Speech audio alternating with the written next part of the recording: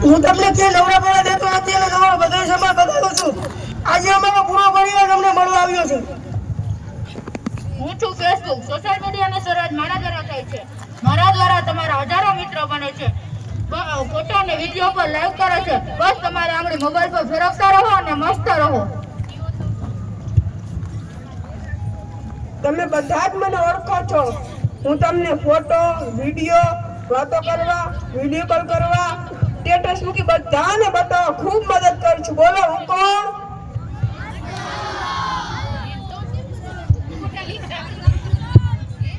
ઇન્સ્ટાગ્રામના તમને બધાને રામ રામ રામ રામ રામ રામ. આ જના યુવાનોને રીલ્સ બનાવી ફોલોવર્સ વધારવા અને તેમનો સમય બગાડતા મેં શીખવાડ્યો છે. તેમની કલાકો બગડે અને મને ખૂબ જ મજા આવે છે. હું છું સ્ટેપ જલ્દીથી આવો મારી પાસે. વાકું ચૂકું મોટું કરો અને સેલ્ફી પાડો. જીવનની ખરી મજા તો ચેટિંગ કરવામાં જ છે ને. તે માટે પૈસા ક્યાં વપરાય છે? તે તો અનલિમિટેડ છે.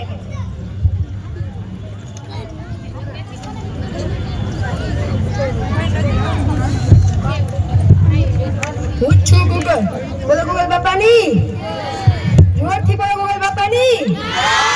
તમારા દરેક પ્રશ્નના જવાબ મારી પાસે છે. હું છું સર્ચ એન્જિન ગૂગલ. તમને બધાને ખોટો ભ્રમ છે. તમે આઝાદ છો. અંગ્રેજીના ગુલામમાંથી તમને આઝાદી મળી ગઈ. તેમને ઘણા બધા વર્ષો થઈ ગયા છે, પણ હજી અમારો પરિવાર WhatsApp, Facebook, Instagram, Snapchat, Google આવી બધી એપ્લિકેશનો તમને ફકરામ બનાવીને રાખી દેશે.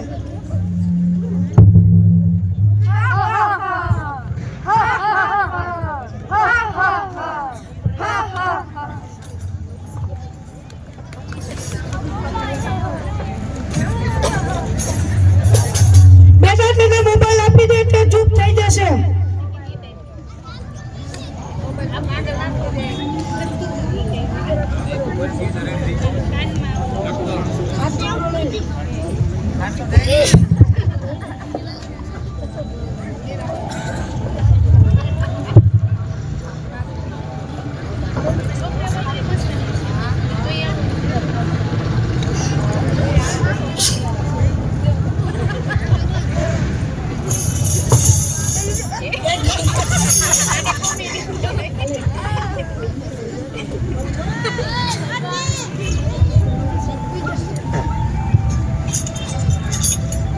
પહેલો તો મોબાઈલ જોતા જોતા ઊંઘી જ ગયો.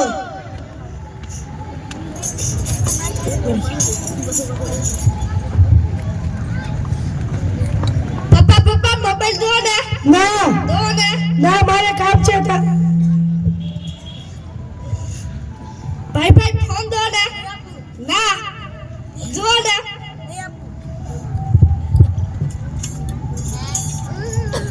લે ફોન.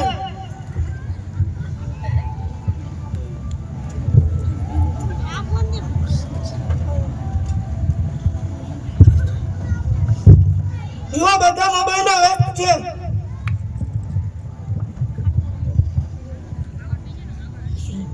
પપ્પા મારે કાલ ગણિતના દાખલાની ટેસ્ટ છે. મને ગણિતના દાખલા શીખડાવો ને. ના મારી પાસે સમય નથી. તારા ભાઈને જઈને કે ભાઈ મારે કાલ ગણિતના દાખલાની ટેસ્ટ છે. મને ગણિતના દાખલા શીખડાવ ને. આટલો સમય પણ મારા પાસે નથી. તને તારા શિક્ષકે નથી શીખડાવ્યું પણ હું ભૂલી ગયો. જા જોઈ લે મોબાઈલ. ભાઈ ફોન દે ને. ભાઈ ફોન દે ને.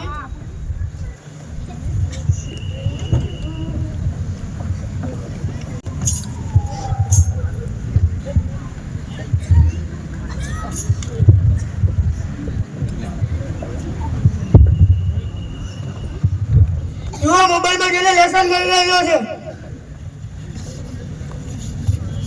મોબાઈલમાં જેને ગેમ પણ રમી રહ્યો છે.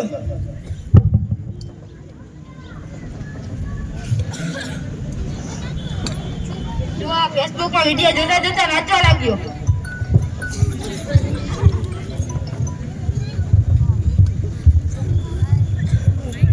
જો આ તો મોબાઈલમાં જોઈને રીલ્સ જોવા લાગ્યો. જો આ તો વાકું ચૂકું મોઢું કરી સેલ્ફી પાડવા લાગ્યો.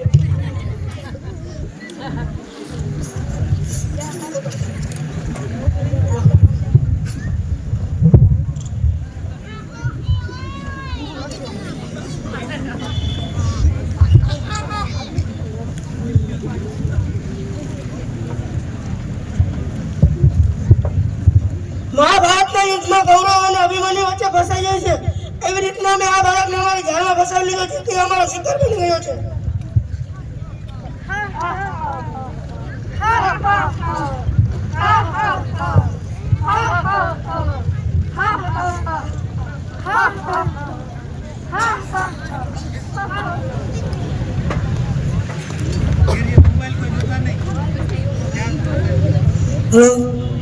પિયુષ ઉઠ. પિયુષ ઉઠ. પપ્પા મેં પિયુષને ઉઠાડ્યો તે પણ ઉઠ્યો જ નહીં.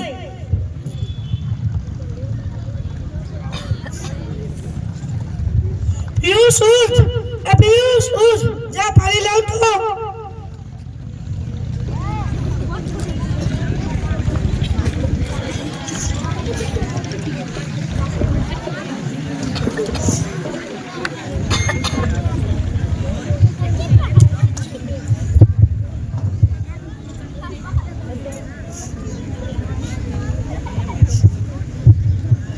હા, શું થયું? શું થયું? પપ્પા, મારું માથું દુખે ને હાથ પણ દુખે છે. પપ્પા, તમે જલ્દીથી ડોક્ટરને બોલાવી આવો.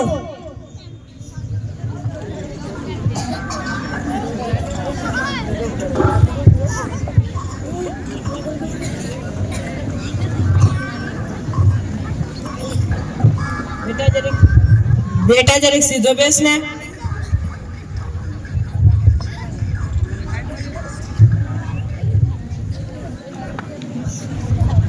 ઊંડો શ્વાસ લે.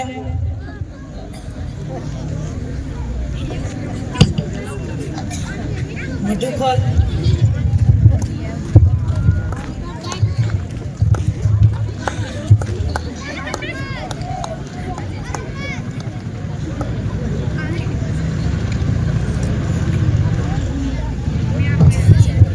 તમારો છોકરો કેટલા કલાક મોબાઈલ જોવે છે? આ તને મોબાઈલમાં ખૂબ રસ છે. તે બહુ જ મોબાઈલ જોવે છે. ક્યારેક મોબાઈલ જોતા જોતા ઊંઘી જાય છે. જો તે આવી જ રીતના મોબાઈલ જોતો રહેશે તો તેના માનસિક મગજ ઉપર અસર પડશે અને તેને માથાનો દુખાવો થયો છે અને તેની કારણે તેને આંખોના ચશ્મા પણ પહેરવા પડશે અને તેને મોબાઈલથી ને છુટકારો મેળવવો પડશે. આ ઘણીવાર મોબાઈલ પૂરી બેટરી ઉતરી જાય છે ત્યાં સુધી મોબાઈલ વાપરે છે.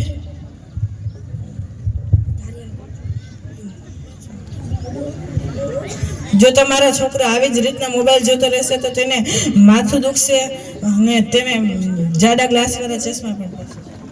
સાહેબ, અમે અમારા ભૈલું માટે બધુંય કરીશું. તમે ખાલી કહો શું કરીએ. પહેલા તો તમે જ તમારા કામ પૂરતો મોબાઈલનો ઇસ્તેમાલ કરો અને તમારા બાળકને તેમના મિત્ર સાથે બહાર રમવા મોકલો અને તેને આપણા ધર્મ, ઇતિહાસ અને સંસ્કૃતિ વિશે જણાવો.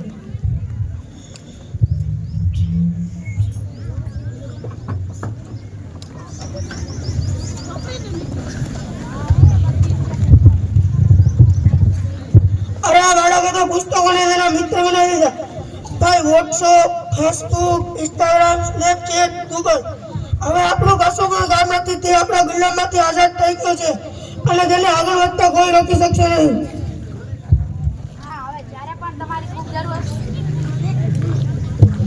હા, હવે જ્યારે પણ તમારી ખૂબ જરૂર હશે ત્યારે જ તમારો ઉપયોગ કરશે. એ પણ પોતાનું જ્ઞાન વધારો, ખોટો ટાઈમ પાસ કરવા નહીં. ભાગો અહીંથી.